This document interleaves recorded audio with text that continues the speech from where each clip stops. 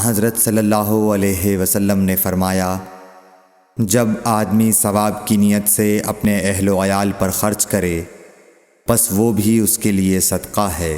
صحیح بخاری حدیث نمبر 55۔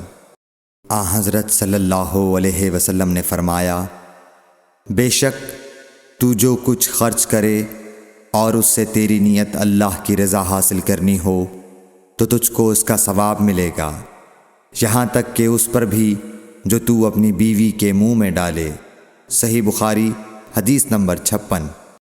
جریر بن عبداللہ رضی اللہ تعالی عنہ نے کہا کہ حضرت صلی اللہ علیہ وسلم سے میں نے نماز قائم کرنے اور زکوٰۃ ادا کرنے اور ہر مسلمان کی خیر خواہی کرنے پر بیعت کی۔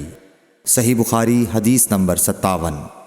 جس دن مغیرہ بن شعبہ حاکم کوفہ کا انتقال ہوا تو جریر بن عبداللہ رضی اللہ تعالی عنہ خطبے کے لیے کھڑے ہوئے اور اللہ کی تعریف اور خوبی بیان کی اور کہا، تم کو اکیلے اللہ کا ڈر رکھنا چاہیے، اس کا کوئی شریک نہیں، اور تحمل اور اطمینان سے رہنا چاہیے اس وقت تک کہ کوئی دوسرا حاکم تمہارے اوپر آئے، اور وہ ابھی آنے والا ہے۔ پھر فرمایا کہ اپنے مرنے والے حاکم کے لیے دعائے مغفرت کرو، کیونکہ وہ مغیرہ بھی معافی کو پسند کرتا تھا۔ پھر کہا کہ اس کے بعد تم کو معلوم ہونا چاہیے کہ میں ایک دفعہ حضرت صلی اللہ علیہ وسلم کے پاس آیا اور میں نے عرض کیا کہ میں آپ سے اسلام پر بیعت کرتا ہوں۔ آپ نے مجھ سے ہر مسلمان کی خیر خواہی کے لیے شرط کی، پس میں نے اس شرط پر آپ سے بیعت کر لی۔ پس اس مسجد کے رب کی قسم کہ میں تمہارا خیر خواہ ہوں۔ پھر استغفار کیا اور ممبر سے اتر آئے۔ صحیح بخاری حدیث نمبر 58۔ السلام علیکم ورحمۃ اللہ وبرکاتہ۔